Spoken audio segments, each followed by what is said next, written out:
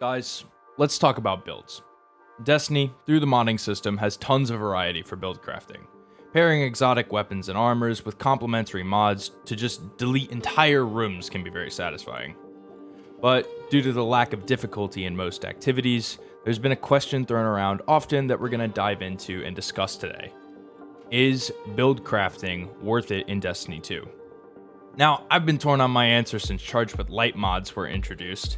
On one side of the argument, build crafting can feed a certain power fantasy, and at many times can be more efficient than just loading into a particular activity. I know I've created Warmind builds specifically for running through strikes quickly. Those empty vessels can be elusive. However, on the other side of the argument lies the difficulty part, where some people believe that taking the time to build craft is just not worth it. That a seasonal activity can be ran easily enough without the help of a modded build. Which, in most cases, they'd be right.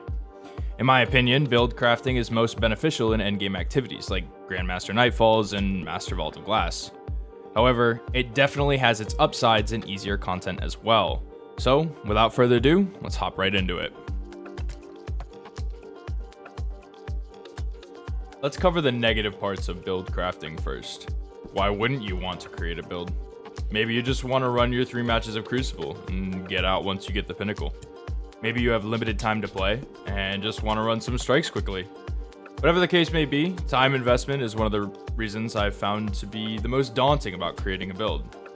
Why spend the effort into doing it when by the time you're finished setting up, you have to go? Why spend the time to mod your gear when ultimately you'll be done with that activity in the same amount of time it took you to mod it in the first place? This argument against build crafting is extremely valid. Some people may only be able to sit down for a few hours at a time and want to make the most of it. I don't blame them. Sometimes build crafting can be a bit overkill, which leads me to my next point, the difficulty. Most activities don't require any type of setting up in Destiny. If you're just going to run strikes, you don't need an overpowered Charged with Light build to complete it. Enemies in most activities will just fall over if you look at them funny. The combination of these two main points really makes it difficult to vouch for going out and making a build. But let's look at the flip side of things and see where the positives come into effect when properly modding your gear. There are a few positive results from creating a build that I'd like to focus on. The first and foremost being efficiency. Say you want to farm the strike-specific loot, such as Third Axiom and Empty Vessel. With a proper mod set, doing so could be immensely simple.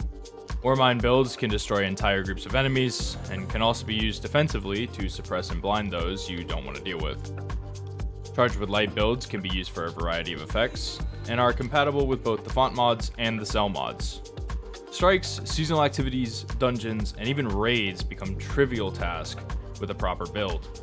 Not only do these activities get easier with builds, endgame activities do as well. Master Vault of Glass without a proper loadout can be a pain.